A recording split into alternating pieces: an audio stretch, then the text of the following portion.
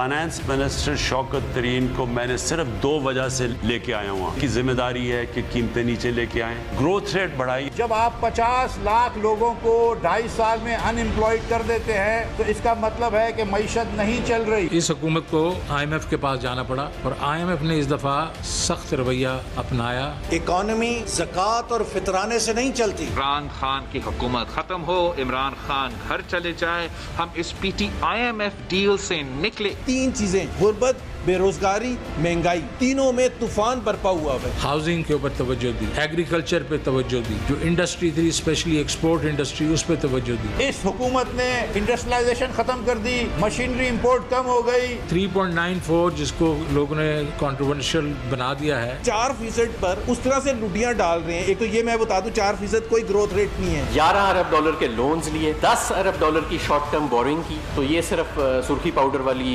1 साल की तरक्की नहीं है। आज भी आपकी एक्सपोर्ट्स 2018 के मुकाबले से बढ़ नहीं सकी। इस दफा हमें ये जरूरी करना है कि एक्सपोर्ट्स रेवेन्यूज बढ़ानी है। पाकिस्तान की ग्रोथ खत्म कर दी है। ये 6% ग्रोथ इंशाल्लाह होगी। आज हम खुद ऐलान कर रहे हैं कि हम बजट में तनख्वाहें बढ़ाने जा रहे हैं, क्योंकि हमें पता है कि लोगों के ऊपर बोझ और नहीं डाल सकते हम। वो 2 करोड़ लोग जो हमने निकाले थे वो वापस आज इमरान खान ने खतरे गुर्बत के नीचे धकेल दिए हैं। हमारी गवर्नमेंट का तो सबसे बड़ा है ही ये चीज कि हमने लोगों को अपनी अवाम को गुर्बत से ऊपर लेके आना है। अस्सलाम वालेकुम, आप देख रहे हैं ब्रेकिंग पॉइंट। मैं हूं मोहम्मद मालिक। हम गवर्नमेंट्स क्यों इलेक्ट करते हैं? हम गवर्नमेंट सेलेक्ट करते हैं कि हमारी ज़िंदगी बेहतर हो, हमारे माशी हालात बेहतर हो, हम अपने बच्चों को तालीम दिला सकें, इज़्ज़त से ज़िंदगी गुजार सकें। और किसी भी गवर्नमेंट का फेलियर या सक्सेस डिटर्मिन होता है उसकी माशी फेलियर या सक्सेस से। हमने अब जब PTI की गवर्नमेंट आई तो सबसे पहले एक वंडर किड असद उमर को लाया गया। हमें बताया गया कि Asad Umar is the brightest guy in the team. फिर हमने उनका देखा, एक अनसेरेमोनियस एग्जिट देखा। फिर हफीज़ शेख साहब को लाया गया।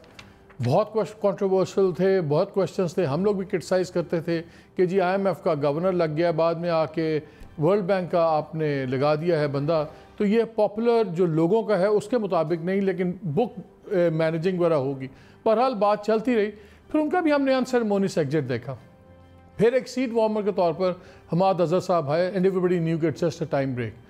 और अब लेटेस्ट शौकत तरीन साहब इस मुल्क के चौथे फाइनेंस मिनिस्टर हो गए हैं under the present government. Technically तो चौथे हैं लेकिन इन रियल टर्म्स तीसरे हैं। ये ओहदा उनके लिए नया नहीं है, पहले वो पीपल्स पार्टी के दौर में भी रह चुके हैं। क्या will he be able to pull a rabbit out of the hat और नॉट? क्या होगा? क्योंकि अभी तक जो हमने 2-2.5 साल में देखा है, हमें ओवरऑल बड़े ही सीरियस परफॉर्मेंस लैप्सेस नज़र आए हैं गवर्नमेंट के, और ख़ास तौर पे फाइनेंशियल पॉलिसीज़ में हमें एक सेंस ऑफ डायरेक्शन नज़र नहीं आई। इसी मुल्क में अचानक गवर्नर स्टेट बैंक ने उठा के इंटरेस्ट रेट 13.25 पे ले गए और फिर उसी तरह नीचे आ गया। इन द मीन टाइम जो कुछ 40-42 बिलियन डॉलर का इम्पैक्ट पड़ा हमारी डेट सिचुएशन पे और दूसरे लॉसेज जो हुए, वो कोई पूछने वाला नहीं है। बहुत से सवालात हैं जिनके जवाब नहीं है। कोशिश करेंगे कि the man in the hot seat उनसे पूछें उनके प्लान क्या हैं, और अब जब इस हुकूमत के 2-2.5 साल रह गए हैं तो किस तरह what rabbit will be pulled out of the hat. हमें आज ज्वाइन किया शौकत तरीन साहब ने, federal minister for finance and revenue. अस्सलाम वालेकुम शौकत साहब।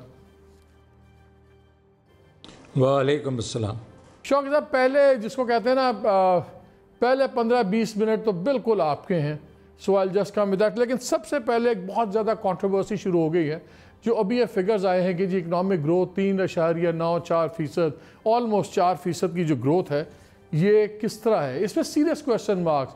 हफीज़ पाशा साहब जैसे लोग, सीरियस फॉर्मर फाइनेंस मिनिस्टर, पूरा स्लू ऑफ जो इकोनॉमिस्ट हैं वो इसको क्वेश्चन कर रहे हैं और क्रेडिबिलिटी को क्वेश्चन कर रहे हैं इस फिगर की। आपने ख़ुद कुछ अर्सा पहले भी, आप फाइनेंस मिनिस्टर नहीं हुए थे जब आपकी बातचीत चल रही थी, आपने भी बड़ा स्केदिंग क्रिटिसिज्म किया था पुरानी फाइनेंशियल टीम के ऊपर। तो सडनली इतना बड़ा ये फिगर्स क्या है? लेकिन इसमें कुछ टेक्निकल रीजंस भी हैं। लेकिन पहले आप मुझे बताएं, हम इसकी क्रेडिबिलिटी पे इतना सवाल क्यों है? वो इसलिए सवाल है कि शुरू के बीच में हुकूमत ने खुद कहा था कि 2.1% हमारी ग्रोथ रेट होगी। IMF ने कोई 1.5 कह दिया। I think Asian development bank ने या वर्ल्ड बैंक ने 2% कह दिया, और फिर बाद में स्टेट बैंक ने भी कहा 3% होगी। तो ये लोग भूलते हैं कि जो प्रोग्राम्स स्टार्ट हो चुके थे, इसमें हाउसिंग है जिसके बीच में इंडस्ट्रीज़ को इंसेंटिव दिए गए थे, एक्सपोर्ट इंडस्ट्री को इंसेंटिव दिए गए थे, एग्रीकल्चर पे पैसे खर्च किए गए थे, वो उसको टेक ऑफ करते करते टाइम लगा। और वो जो टेक ऑफ किया उन्होंने जनवरी फरवरी के बाद किया। तो ये जनवरी के पहले की ये फिगर्स आ रही हैं जो मैंने आपको डिस्क्राइब की, जिसमें IMF भी है, वर्ल्ड बैंक वगैरह भी है। लेकिन आप इससे अंदाज़ा लगाएं कि हमारी जो रेवेन्यू फिगर्स भी थी वो भी इस तरह ही थी कि पिछले साल से थोड़ी सी ज़्यादा थी पहले 5-6 महीनों में, लेकिन फरवरी, मार्च, अप्रैल में ये 40-50-60% ज़्यादा होना शुरू हो गई पिछले साल से। इसका मतलब एक मोमेंटम आया है पिछले 3-4 महीनों में। तो जो चीज़ स्टेट बैंक कह रहा था 3, वर्ल्ड बैंक कह रहा था 2%, उसने एकदम अपटेक किया और उसका मोमेंटम जो है वो अभी देख रहे हैं आप इस वक्त। और मेरे ख्याल में तो अगर ये इस तरीके से मोमेंटम रहा अगर जून में भी और मई जून में भी, क्योंकि अप्रैल भी इसमें कैप्चर नहीं हुआ, अप्रैल हैज़ बिन वेरी गुड, तो शायद ये इससे भी ज़्यादा हो जाए। लेकिन ये लोग समझते नहीं हैं कि यार ये हुकूमत वो नहीं है जो बेसिकली मैच फिक्सिंग करेगी। प्राइम मिनिस्टर इमरान खान ने अपने वक्तों में न्यूट्रल अंपायर लेके आया था। शौकत तरीन अपने वक्त में जब पहले फाइनेंस मिनिस्टर बना था उसने कहा था कि ये जो पाकिस्तान ब्यूरो ऑफ स्टेटिस्टिक्स है इसको आप रिफॉर्म करें और किसी और के नीचे दे दें, और इस हुकूमत ने आके उसको प्लानिंग कमीशन के नीचे दे दिया। तो अगर मैच फिक्सिंग ही होनी थी तो फाइनेंस के नीचे ही रखते हैं इसको। और दूसरी चीज़ मैं तो आज कहता हूँ अपने जो हमारे इकोनॉमिस्ट मेरे दोस्त हैं जिसे जाएँ नंबर देखें, अगर उनको शक है तो वो जो नंबर उन्होंने कैलकुलेट किए हैं PBS ने उनके साथ बैठ जाएं, वेरीफाई कर लें। इस हुकूमत को इस चीज़ का कोई डर नहीं है। पाकिस्तान ब्यूरो ऑफ स्टैटिस्टिक्स की बात की, इसमें इशू ये भी चल रहा है कि इसको तो काउंसिल ऑफ कॉमन इंटरेस्ट के नीचे होना चाहिए, ये मिनिस्ट्री ऑफ प्लानिंग के नीचे भी क्यों हो? क्योंकि ये तो गवर्नमेंट ऑफ द डे की बांदी बन गई हुई। अभी भी क्वेश्चन ये उठ रहे हैं कि जी 1% इन्होंने इसमें बिल्कुल देखा जा सकता है इसको, क्योंकि मैं तो इस चीज़ में बिलीव करता हूँ कि इसके ऊपर कभी कोई क्वेश्चन मार्क होना ही नहीं चाहिए। परसेप्शनली अगर क्वेश्चन मार्क है वो भी ठीक नहीं है, तो इसमें भी हम सोचते हैं। लेकिन as of now as we speak जब 3.94 को लोग क्वेश्चन कर रहे हैं तो मैं उनको कहूँगा अरे भाई कोई ऐसी दूर की बात नहीं है, हम पीछे हटने वालों में से नहीं हैं, आएँ उसको नंबर्स को चेक कर लें।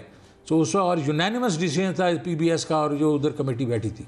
अच्छा, ये इसको मैं तो इसलिए आपको ये पहले डिस्क्राइब किया कि ये लेट मोमेंटम हुआ है, और लेट मोमेंटम की वजह से लोग इसको नहीं समझ सके कि ये एकदम ग्रोथ कहाँ से आई है। ग्रोथ ऑल राउंड थी। एग्रीकल्चर के बीच में 3 फसलें 4 फसलें बहुत ज़बरदस्त हुई हैं। जब अभी स्पेशली वीट की जब हुई है, आपकी जो हाउसिंग आहिस्ता आहिस्ता स्टार्ट हुई, अभी हाउसिंग ने काफ़ी ग्रोथ दिखाई है, जिसमें सीमेंट वगैरह है। इंडस्ट्री जो है एक्सपोर्ट्स ने 13.5% ग्रोथ दिखाई है। All these things have now combined, so I think there should be no controversy on this. अच्छा, जो आपके क्रिटिक्स हैं जो इसको सवाल उठा रहे हैं, उसमें इकोनॉमिस्ट भी हैं, अपोजिशन वाले भी हैं, और एक बड़े प्रोमिनेंट मेरी इकोनॉमिस्ट से बात हो रही थी, उन्होंने कहा जी जो 4% ग्रोथ असल में है ये इसलिए कि क्योंकि नेगेटिव ग्रोथ थी पिछले साल, आपने इतने लो बेस के साथ कंपेयर किया है कि ऑटोमेटिकली आपको ये होगा, आपको इतना ज़्यादा ये जंप नज़र आ रहा है। और होना ये चाहिए था कि जब 2 साल की आप एवरेज निकाल लेते तो 1.7% की एवरेज निकलती, फिर आपको पता लग जाता। इसी तरह उसने कहा जी अगर इसी तरह कैलकुलेशंस हुई तो लार्ज स्केल मैन्युफैक्चरिंग अगले साल सडनली हुकूमत क्लेम करेगी जी वो तो 60% 40% बढ़ गई है, क्योंकि लो बेसिस के साथ आप कंपेयर कर रहे हैं, नॉट द एक्चुअल फिगर्स। देखें, ये बिल्कुल आपकी बात सही है। पिछले साल भी लो बेस तो 0.5% नेगेटिव था ना। अगर 0.95% भी उसको निकाल दिया जाए तो then you are talking about 3.4% net of that negative. So इस तरह की बात नहीं है। लोग तो समझ रहे थे कि ये तो बिल्कुल एनीमिक किस्म की ग्रोथ होगी, 1.2 1.5 होगी। ये अब मैं सिर्फ आपको बताना चाह रहा हूँ कि ये जो मैंने बात की, आते हुए बात की कि हमारा ये फोकस अब ग्रोथ पे होगा, क्योंकि हम जॉब क्रिएट करना चाहते हैं, हम प्रोडक्शन को बढ़ाना चाहते हैं ताकि प्राइसेस नीचे आएँ। हम चाहते हैं कि गरीब का घर जो है उसमें चूल्हे जलें। वो अब मोमेंटम ले चुका है। और जो मैं लेके आ रहा हूँ बजट के बीच में, हम जो प्रोग्राम्स लेके आएंगे, आप देखेंगे इंशाल्लाह अगर ये अभी 4% है तो अगले साल ये 5% प्लस होगी, एंड इन 2023 इंशाल्लाह विल क्रॉस 6%। अच्छा, आपका जो बजट स्ट्रैटेजी पेपर अभी जिसकी हम बातें सुन रहे हैं, जो पहले आउटगोइंग फाइनेंशियल टीम के सपोजिटली बनाया था, उसमें लिखा कि बजट का जो डेफिसिट है वो हम इस साल एंड होगा करीबन 8%, अगले साल 6% का आप टारगेट दे रहे हैं। तो ये जो 2% आपने शेव ऑफ करना है, इसके बाद आप इकनॉमिक ग्रोथ कैसे करेंगे आपकी? तो how will you balance this? देखें जी, पहली बात यह है 8% तो होगा नहीं, आई थिंक उससे कम ही होगा, और ये 7.4-5 होगा। अगले साल जो है वो 6% नहीं होगा, वो 6.5 6.6 होगा। अब 1% जो हम या 0.8% जो रिडक्शन करेंगे, जाहिर है उसके बीच में हम अपने रेवेन्यूज़ बढ़ाएंगे, रेवेन्यू एग्रेसिवली बढ़ाएंगे, और ये भी हमने कहा है कि ये जो टैक्स दे रहा है उस पर ज़्यादा टैक्स नहीं लगाएंगे, कोशिश करेंगे कि बिल्कुल टैक्स पे टैक्स ना लगाया जाए, ब्रॉडनिंग ऑफ टैक्स बेस होना चाहिए। हम इनोवेशन भी लाएंगे इसके अंदर, हम अपना जो है ये अपना डिजिटाइजेशन को यूज़ करेंगे, हम ऑटोमेशन को यूज़ करेंगे। आप देखेंगे कि इसमें जिद्दत आएगी, और जिद्दत वो नहीं है जो कि कहीं पहले इस्तेमाल नहीं हो चुकी। जो सक्सेस स्टोरीज़ हैं इन कंट्रीज़ लाइक टर्की, कोलंबिया, बाकी जगहों पे, वो हम लेके आएंगे, और इंशाल्लाह आप देखेंगे कि उनका जो IMF का टारगेट एक है तकरीबन 6 ट्रिलियन, हम उसके करीब करीब होंगे। तो वो जो पैसे आएंगे उससे हम जो नए प्रोग्राम शुरू, पहली बात। दूसरी चीज़ है हम इनोवेटिवली ये जो अभी हम लोग जो है क्रेडिट जो है सिर्फ 9 शहरों में 85% क्रेडिट जो जाता है इस वक्त, और वो भी सिर्फ कॉर्पोरेट सेक्टर के बीच में, हम उसके बीच में भी जिद्दत लाएंगे कि ये क्रेडिट जो है हमारे गरीब किसानों के पास भी जाना चाहिए। ये हमारे वो गरीब लोग जो निचले 4-5 मिलियन हाउस होल्ड हैं उनके नौजवानों के पास भी जाना चाहिए। ये लो कॉस्ट घरों के पास भी जाना चाहिए, और वो हम क्रिएट करेंगे कि वो पैसे कहाँ से क्रिएट करेंगे। आपने एक सेक्टर को मैं बात एक मेरी बात सुन लें, बात सुन लें, पहले बात सुन लें। मैंने हम लोग क्रिएट कहाँ से पैसे क्रिएट करेंगे? इस वक्त 42% आपकी मनी इन सर्कुलेशन है, बढ़ गई है पिछले 2-4-7-8 साल से। उसको अगर हम 10 या 15% भी कम करेंगे और उसको हम इकॉनमी में लेके आएंगे डिपॉजिट, तो यही हमें पैसे देगा। तो हमें रेवेन्यू पूरी खर्च करने की ज़रूरत नहीं है, हमने एफिशिएंट बैंक क्रेडिट को इस्तेमाल करना है, और उसमें हम ये क्रिएट करेंगे वेल्थ एट द बॉटम रंग ऑफ आवर सोसाइटी। एक आपने बात की, आप ये कंस्ट्रक्शन सेक्टर था, हमें इसकी पॉलिसी बनते समझते 2-2.5 साल इसमें लग गए। आपने एग्रीकल्चर की बड़ी बात की, बड़ी अच्छी बात है, हमेशा से हम चीखते रहे हैं उस पर। पता लगेगा आपकी एग्रीकल्चर पॉलिसी भी अगले 2 साल बन जाएगी, क्योंकि फिर आ जाएगा कि प्रोविंसेस का डिवॉल्व सब्जेक्ट है, फूड सिक्योरिटी और कुछ आपके पास सेंट्रल लेवल पे हैं। तो हाउ विल दिस वर्क? ये छोटे किसानों को आपने कर्ज़ों की बात की है, 12 एकड़ से कम के 80% से ज़्यादा आपके फार्म्स हैं। ये सारी चीज़ें किस तरह होंगी? मसलन एक पॉलिसी अनाउंस की प्राइम मिनिस्टर साहब ने थोड़े दिन पहले कि जी हम 40 बिलियन का सीमेंट मंगवाएंगे बुल्स का अमेरिका से और फ्री डिस्ट्रीब्यूट करेंगे। अगर फीड ठीक नहीं होगी, फार्मर ट्रेनिंग अपनी जगह नहीं होगी, उन जानवरों को रखने की पॉलिसीज़ नहीं होगी, फैसिलिटीज़ नहीं होंगी, तो सेमन बुलवा के 40 बिलियन के बजाय 80 बिलियन का ही बांट दे, ज़ाया हो जाएगा। हमें हवा की बातें नज़र ज़्यादा आती हैं, ऑन ग्राउंड उसका ग्राउंड वर्क, पॉलिसी फ्रेमवर्क वो नज़र नहीं आ रहा। तरीन साहब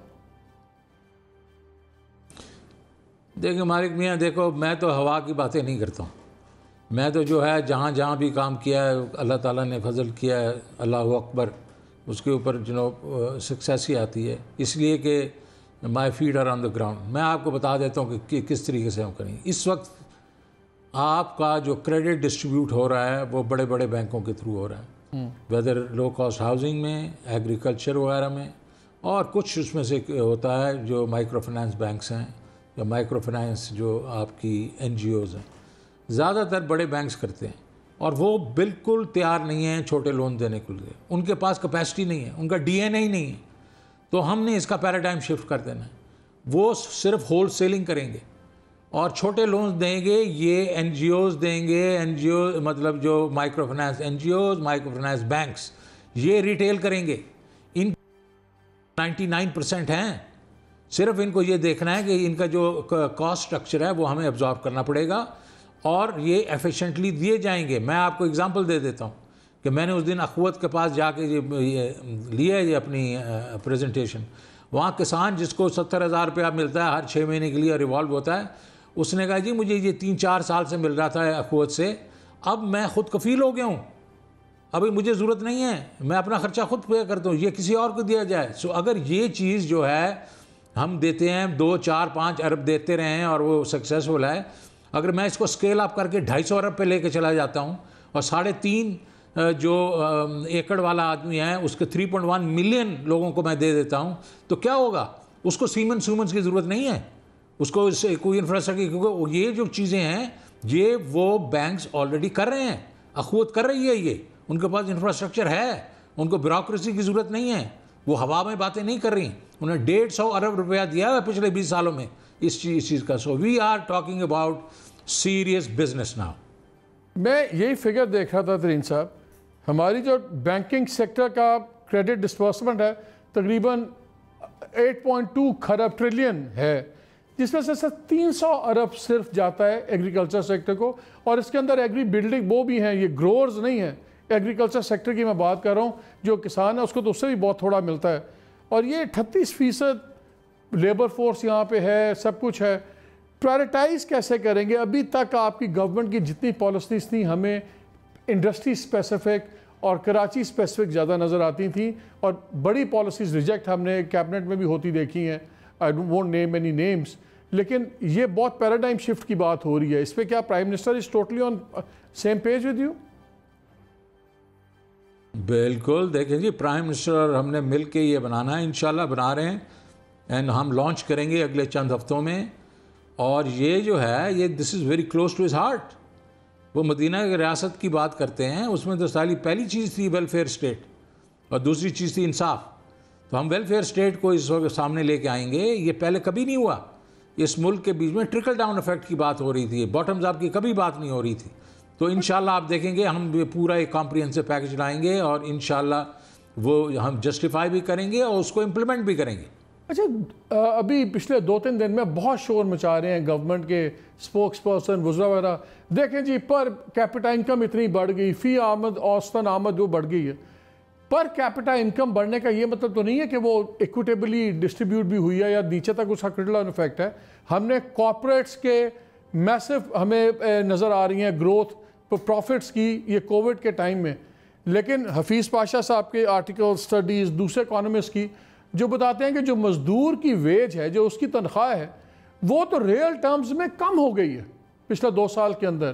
तो अगर कॉरपोरेशंस शो कर रही हैं बड़े अच्छे रिजल्ट्स और मज़दूर की तनख्वाह हकीकी तौर पे 8 से 9% कम हो गई है, तो ये तो किस किस्म की तरक्की है? ये तो फिर ये जो पर कैपिटा इनकम तो सिर्फ एक स्लोगन ही बन गया ना, ये तो कोई शो नहीं करता कि ट्रिकल डाउन इफेक्ट है या सबको फ़ायदा हो रहा है। देखिए मालिक साहब, मैंने तो पहले आपको कहा है कि ये हम इसको इस तरीके से नहीं देखते। अब स्पेशली मैं आ गया हूँ, तो इंशाल्लाह हमारी जो पूरी टीम है, हमने मिल के 12 एरियाज़ को कॉम्प्रिहेंसिव प्लानिंग कर रहे हैं। उसके सब स्टेक होल्डर्स होंगे, गवर्नमेंट के भी होंगे, प्राइवेट सेक्टर के भी, वो सारे मिल के प्लान बना रहे हैं। और सबसे पहला वाला जो प्लान मैंने कहा है इकानमी डॉक्टर इशरत साहब की जो सरबराही में, वो मैंने कहा यार देखो यार, ये बताओ कि हमारे पास, क्योंकि हमारा स्लोगन है inclusive and sustainable growth over a period of time, inclusive and sustainable growth over a period of time, वो क्यों नहीं है हमारी? क्यों 5-6 साल के बाद हम गिर जाते हैं? तो आप उसमें से बताएं कि क्या वजूहात हैं। तो खैर एक तो वो इस पे काम कर रहे हैं, बट दूसरा चीज़ मैं आपको ये बताना चाहता हूँ कि क्योंकि सस्टेनेबल ग्रोथ हमारी नहीं होती, 5-6 साल तक जाती है, फिर हम गिर जाते हैं। उस वक्त जो है हमारी पावर्टी लेवल्स जो थोड़े बहुत भी इम्प्रूव होते हैं, वापस उधर गिर जाते हैं। तो हमने अभी जो कर रहे हैं, ये सिर्फ हम नहीं कर रहे। अमेरिका में जो बाइडन ने कहना शुरू कर दिया है कि we need bottoms up approach. Why? America के बीच में आज से 30 साल पहले जो निचले तबके और सबसे ऊपर वाले तबके का जो फ़र्क था वो 25 गुना था, आज की डेट में 250 गुना है। इट मीन्स डिस्पैरिटी बहुत ज़्यादा हो गई है, हमारी इधर भी हो गई होगी।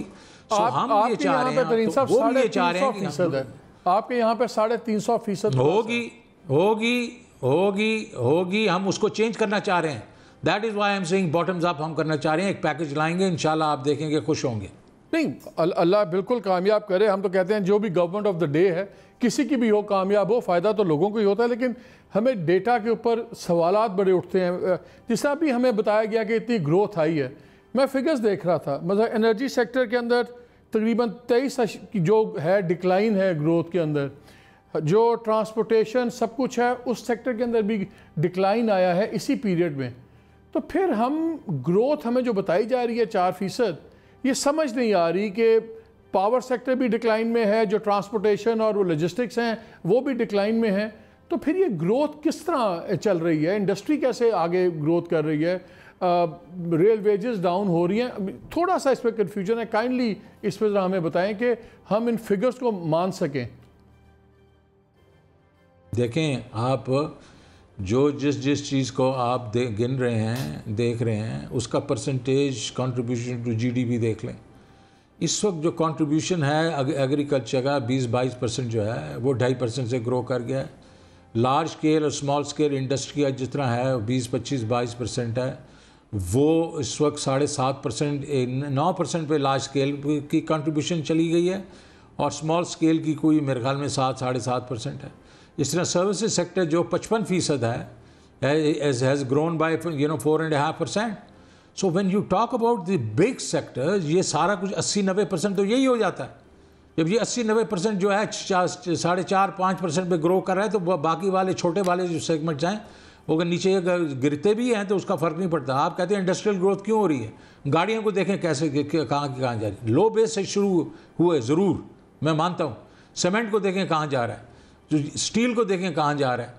तो ये सारी चीज़ें जो हैं, इसको आपको मैं सीमेंट की आपने बात की है, सीमेंट की हम देख रहे हैं कि स्टेडली प्राइस बहुत ज़्यादा राइज की है, कोई इनपुट कॉस्ट में फ़र्क नहीं पड़ा, कोई दूसरा नहीं पड़ा, लेकिन तकरीबन कोई 150-200 पे 250 रुपया एड ऑन हो गया इन द लास्ट 2-3-4 मंथ्स। इस पर भी कोई चेक है? चीनी पे तो गवर्नमेंट का कोई चेक नज़र नहीं आ रहा, आटे पे चेक नज़र नहीं आ रहा, अब सीमेंट है इस पर भी चेक नहीं नज़र आ रहा। इसी पे बात कर लेते हैं पब्लिक इंटरेस्ट की। प्राइम मिनिस्टर ने आपको अपॉइंट करते हुए कहा था, मैंने पहली शौकत तरीन को कहा है कि इस महंगाई को रोको। महंगाई तो उसी तरह मल्टीप्लाई हो रही है, उस पर पहले आ जाएं, महंगाई पे क्या कर रहे हैं आप? देखें जी, महंगाई जो है, एक तो you must understand food prices बहुत ज़्यादा ऊपर चली गई हैं। फूड प्राइसेस इसलिए ऊपर चली गई हैं कि आप नेट इंपोर्टर ऑफ फूड बन गए हैं। ये आप रियलाइज़ नहीं कर रहे, हम नेट एक्सपोर्टर ऑफ फूड हुआ करते थे। और ये सिर्फ इस हुकूमत की 1-2 सालों की बात नहीं है, ये पिछले कोई 10-15 सालों की बात है कि मैंने तो नंबर्स देखे हैं 2012-13 से फ्लैट है जो प्रोडक्शन है इन 4-5 डिफरेंट आइटम्स। तो ये निगलेक्ट हुआ है एग्रीकल्चर, तो उसकी वजह से फिर क्या हुआ है, हमें इंपोर्ट करना पड़ा है। इंपोर्ट की जो कॉस्ट आई है वो हमें इंटरनेशनल प्राइसेस देनी पड़ रही हैं। और अगर उसको कंपेयर आप कर लें कि इंटरनेशनल प्राइसेस और हमारी प्राइसेस में, तो ज़मीन आसमान का फ़र्क है। हमारी इन्फ्लेशन उतनी नहीं है जितनी इंटरनेशनल प्राइसेस में हुई है, पहली बात। दूसरी चीज़ ये है कि हमारे पास मैकेनिज़्म ही नहीं है कि ये जो होल्डर्स हैं, प्रॉफिटियर्स हैं, इनको हमने सीधा कैसे करना है। बिकॉज दरमियान में आ जाता है जो आड़ती, दरमियान में आ जाता है जो बेसिकली फार्मर से लेता है प्रोड्यूस और आके होलसेल में करता है, और 400, 500% के उनके प्रॉफिट्स होते हैं। तो इसको एक तरीके पहले शुरू में हमें ये करना पड़ेगा कि हम चंद चीज़ों के लिए स्ट्रेटेजिक रिजर्व्स क्रिएट करेंगे और जहाँ जहाँ कीमत ऊपर जाएगी फ्लड करेंगे, और दूसरा एडमिनिस्ट्रेटिवली हम इसको नीचे लाने की कोशिश करेंगे। लेकिन in the medium long term हमें इसके पूरे क्रचेस क्रिएट करने पड़ेंगे। कमोडिटी वेयर हाउसिंग, ये जो कोल्ड स्टोरेज चेन्स, हम कोशिश करेंगे फार्मर जो आके मंडी में ख़ुद अपना सामान बेचे, ताकि उसके जो roads, farm to market roads होनी चाहिए। तो अगर आप वॉर फुटिंग के ऊपर, अगर आप वॉर फुटिंग पे ज़राअत पे काम करें, तो क्या हम इस किस्म की मेजर्स एक्सपेक्ट करें, जिस तरह टैक्स हॉलीडे होगी कि जो लोग आके कोल्ड स्टोरेजेस बनाते हैं, जो स्टोरेज फैसिलिटीज़ बनाते हैं, ये चीज़ें बनाते हैं, क्या उनको कोई टैक्स हॉलीडेज़ वगैरह देंगे? एब्सोल्युटली अगले बजट में आप देखें हम देंगे। और उसके बाद ये देखें, यहीं हम नहीं छोड़ेंगे। हमारा काम ये है कि हमने गरीब को महंगाई से, आम आदमी को महंगाई से प्रोटेक्ट करना है, और चंद चीज़ों के ऊपर, इवन फूड आइटम्स के ऊपर डायरेक्ट सब्सिडी देंगे। अभी तो फ्रैगमेंटेड है ना, तो अभी ये सानिया निश्तर का जो हाईवे बन गया है जिसमें कि बाय हाउस होल्ड इनकम होगी डिटर्मिनेशन, उसके बाद हम डायरेक्ट सब्सिडी देंगे, आटे पे भी देंगे, घी पे भी देंगे, देंगे, चीनी अपना इलेक्ट्रिसिटी पे भी देंगे, लेकिन टिल सच टाइम कि हमारा जो ओवरऑल इंस्टीट्यूशनल फ्रेमवर्क है वो मजबूत ना हो जाए। यहाँ पे वक्त हुआ एक छोटी सी ब्रेक का। अभी हमने फाइनेंस प्रोसेस के काफ़ी बातें करनी है। स्टे विद अस।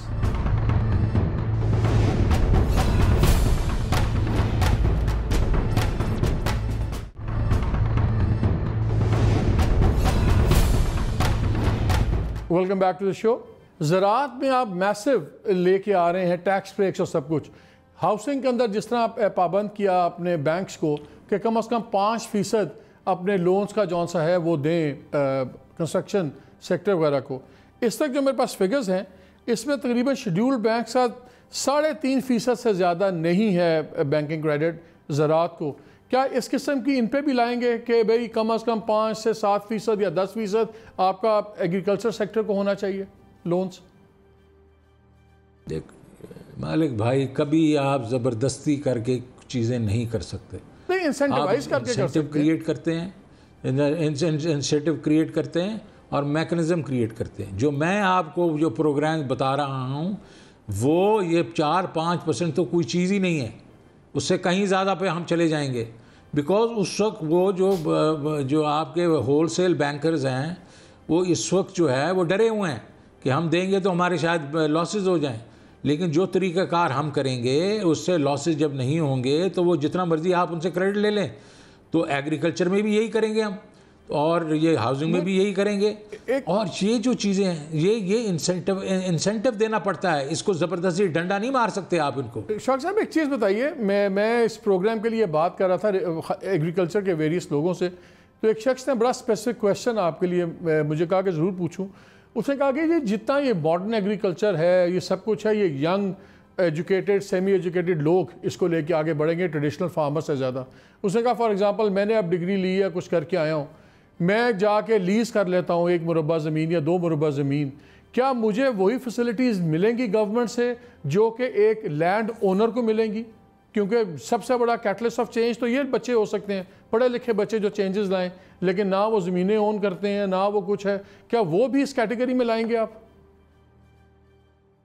बिल्कुल लाएंगे यार। मैं तो एक चीज़ साइड पे जा रहा हूँ कि हमने ये जो कलेक्ट्रल वाली जो बिज़नेस है ना, उसके बीच में एग्रीकल्चर वगैरह में हमने एसएमई में भी अब ख़त्म कर दिया है। मतलब एस में एसएमई का जो एस है उसमें जो नया हम लोग प्रोग्राम ला रहे हैं क्लीन क्रेडिट होगा, क्योंकि ये जो लोग फिर बैंकर्स उनके पीछे पड़ जाते हैं, कलेक्ट्रल क्या है, तुम्हारी ज़मीन क्या है, तुम्हारा फलानी चीज़ क्या है, ये चीज़ जो है ये क्रेडिट नहीं देने देती। और वो इनका एक तरीका होता है कि ये इसको आगे रखेंगे। वही चीज़ एग्रीकल्चर में है कि पासबुक बताओ, ये करो वो करो, तो हमने वो चीज़ निकाल देनी है we on the basis, and उसके लिए या लीज है या ओनरशिप है, will not make any difference. That's brilliant. आप ज़रा आ जाएं इधर एसएमईज़ के ऊपर बात करते हैं, बिकॉज क्योंकि आप के बारे में ये है कि आप हैंड्स ऑन अप्रोच लेंगे, तो स्पेसिफिक एग्रीकल्चर पे आपने काफ़ी क्लैरिटी ऑफ माइंड हमें नज़र आ रही है। स्मॉल एंड बिजनेस और मीडियम एंटरप्राइजेस, रेस्टोरेंट ओनर्स, बहुत बड़ा कारोबार है, लाखों लोग उससे वाबस्ता हैं, लेकिन ज़्यादातर किराए की बिल्डिंगें, किराए का सब कुछ।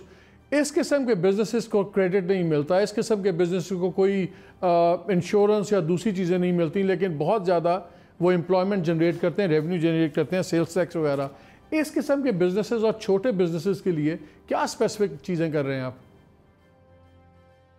देखिए कर चुके हैं हमने पिछले अभी ईसीसी में हमने अप्रूवल दिया है कि इंश्योरेंस कवरेज के लिए भी, जो इस वक्त स्टेट बैंक जो हमारे साथ मिल के लेके आ रहा है स्कीम, वो ये है कि एक सर्टन लेवल के लोन्स जो हैं हम वहाँ क्लीन क्रेडिट देंगे उनको जो है चार्ज होगा तकरीबन 9%, और जो बैंक स्टेट बैंक उनको पैसे देगा बैंकों को 1%, 8% का उनको प्रॉफिट मार्जिन इसलिए दिया जा रहा है कि वो कोई उनसे कोलैटरल नहीं लेंगे, उनसे बिल्कुल मतलब जिस तरह क्लीन क्रेडिट होता है, जिस तरह क्रेडिट कार्ड्स हैं, जिस तरह पर्सनल लोन्स हैं, उसी तरीके से डील किया जाएगा। प्रोग्राम बेस्ड लेंडिंग होगी, और इसके ऊपर ये एक बहुत बड़ा प्रोग्राम होगा। इस वक्त 1,80,000 SME लोन है सिर्फ पाकिस्तान में। मैं ये देख रहा हूँ कि अगर ये हमारा प्रोग्राम टेक ऑफ करेगा, इंशाल्लाह करेगा, तो we are talking about millions, 5-6 million SMEs हैं, और उसके बीच में हम 1,80,000 को पैसे देकर और खुश हो रहे हैं। नहीं, अगले 2 साल में हमें अगर 1-1.5 मिलियन नहीं हुआ तो वो हमारे लिए मतलब अच्छी चीज़ नहीं होगी। So we like to push this envelope, and the next 5 to 7 years we should hit at least 6 to 7 million 4 to 5 million SMEs।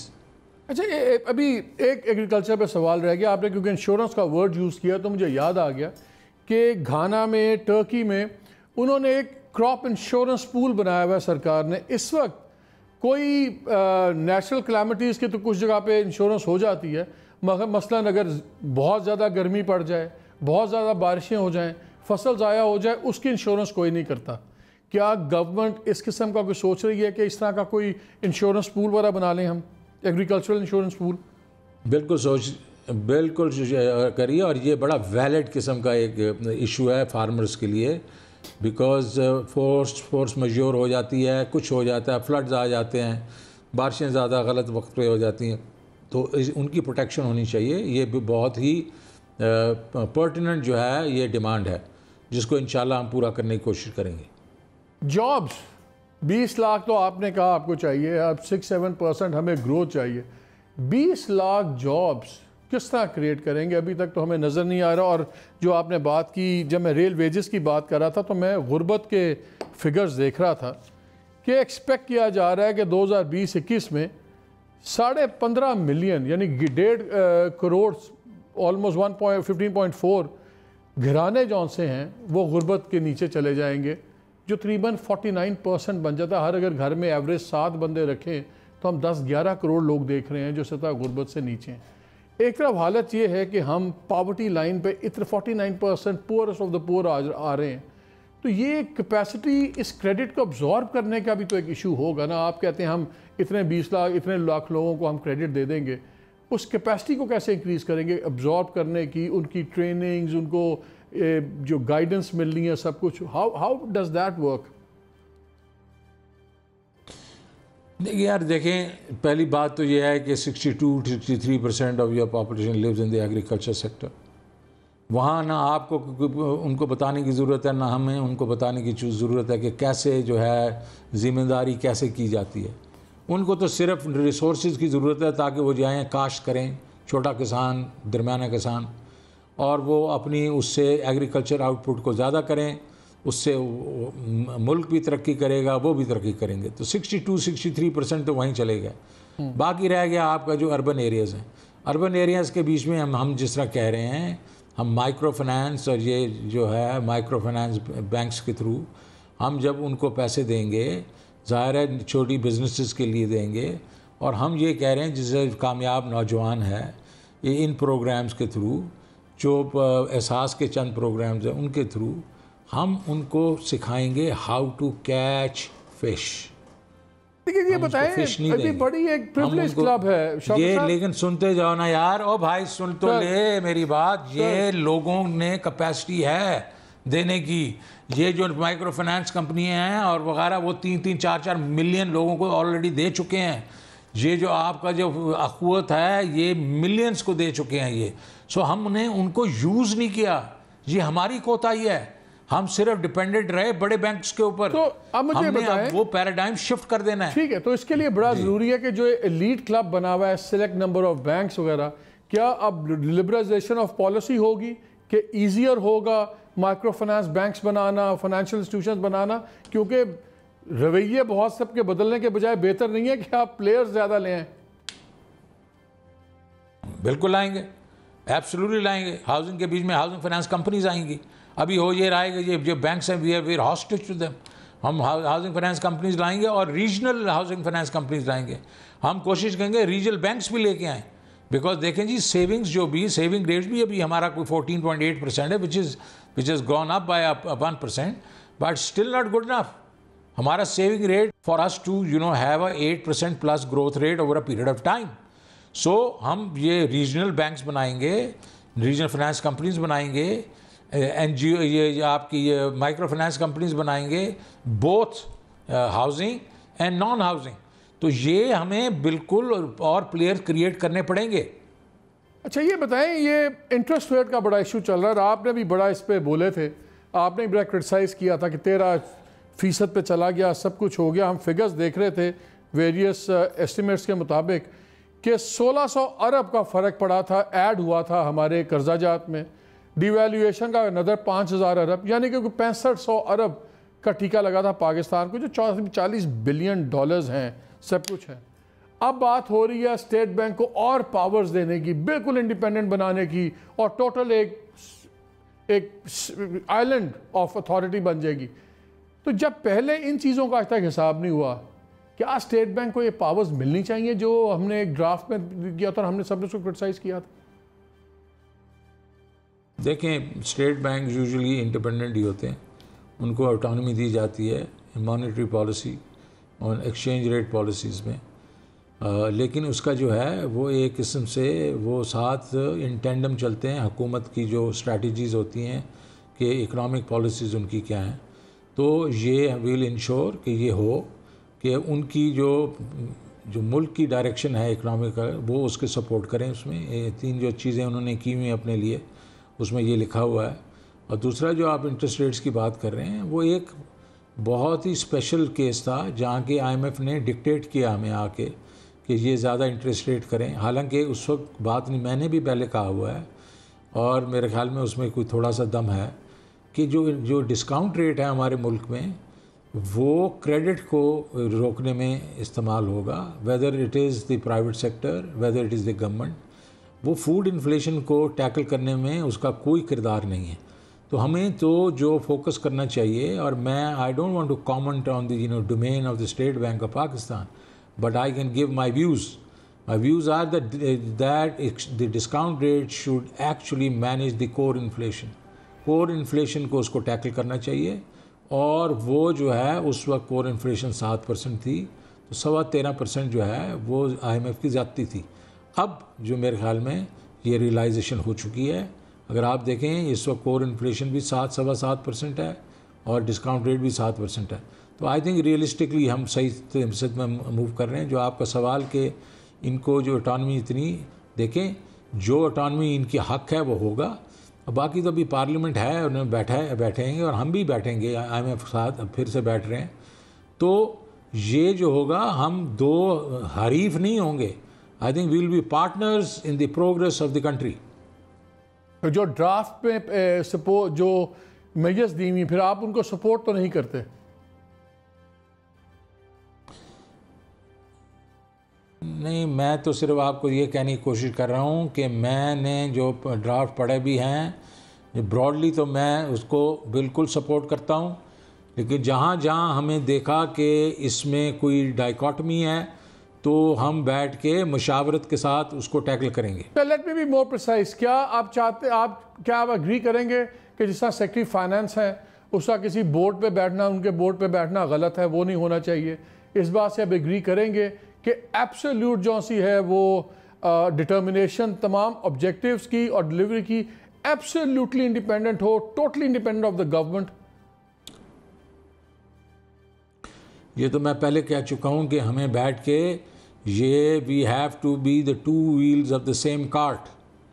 देखिए, यू कैन नॉट हैव तो वो मेरे ख्याल में ना स्टेट बैंक का इसके बीच में कोई अबाम है, ना हमें अबाम है, और अगर इसके बीच में IMF का कोई अबाम है तो हम इंशाल्लाह दूर कर देंगे। आपने भी बात की कि पहले जो था वो डिक्टेट किया IMF ने, और इसलिए वो 13% भी हुआ।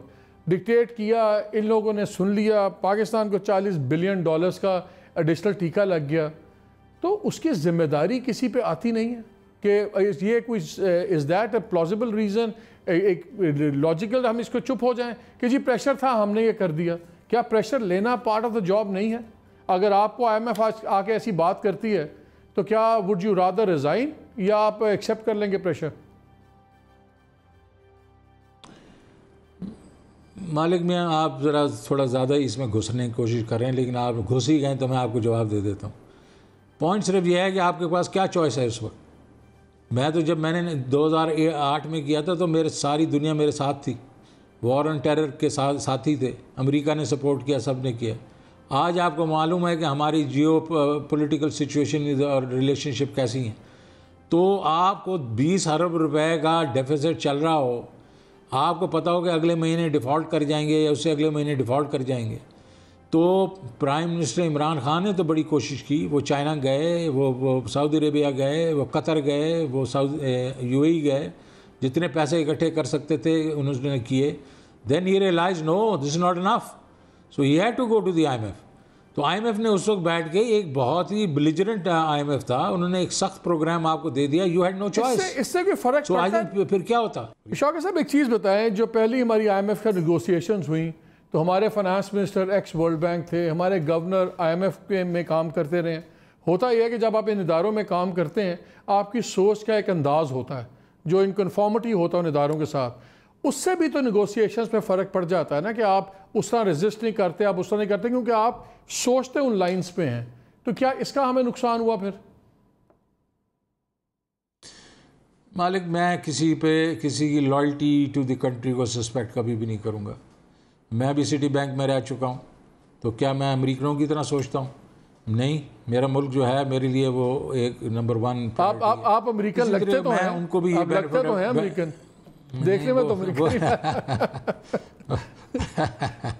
तो मेरे ख्याल में मैं सस्पेक्ट नहीं करूँगा उनकी इंटेंशंस को। मैं ये कहूँगा कि हमारे जो IMF था हमारे साथ अनफेयर था, और उसने हमें सख्त कंडीशनैलिटीज़ दी थी, और इसलिए भी दी थी कि हमने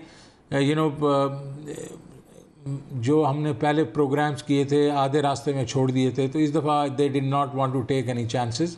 and secondly I think the world opinion जो उनके पास थी वो भी कोई हमारे फेवर में नहीं थी। आपने बड़ा स्वेयरली क्रिटिसाइज़ किया था इकोनॉमिक पॉलिसीज़ को, इंटरेस्ट रेट पॉलिसीज़ को, यानी कि जो करंट गवर्नर हैं स्टेट बैंक और फॉर्मर आपके जो प्रेडिसेसर थे उनकी, हफीज़ शेख की। अब फिगर्स दूसरे आ गए हैं। मुझे ये बताइए, क्या आप उस वक्त गलत थे या आप अब गलत हैं? और अगर आपकी असेसमेंट्स में इतना फ़र्क आता है तो क्या हम आपके प्लान्स या प्रोजेक्शंस पे किस तरह एतबार करें? देखिए जी, पहले भी मैं गलत नहीं था और अभी भी मैं गलत नहीं हूँ। मैंने पहले कहा था कि जो IMF की कंडीशनैलिटीज़ सख्त थी, उसने ज़्यादा इकानमी को स्क्वीज़ किया, वो ज़्यादा एक किस्म से वो एक हम स्टेजेस के बीच में जो स्टेबलाइजेशन ला सकते थे, कंट्रैक्शन ला सकते थे, उन्होंने एकदम उसका गला घोंट दिया। उसकी वजह से हमारी जो जॉब लॉसेस हुए, उसकी वजह से हमारी जो GDP गिरी, तो उसमें तो कोई वो बिल्कुल अभाम नहीं है, ये ऐसा ही हुआ।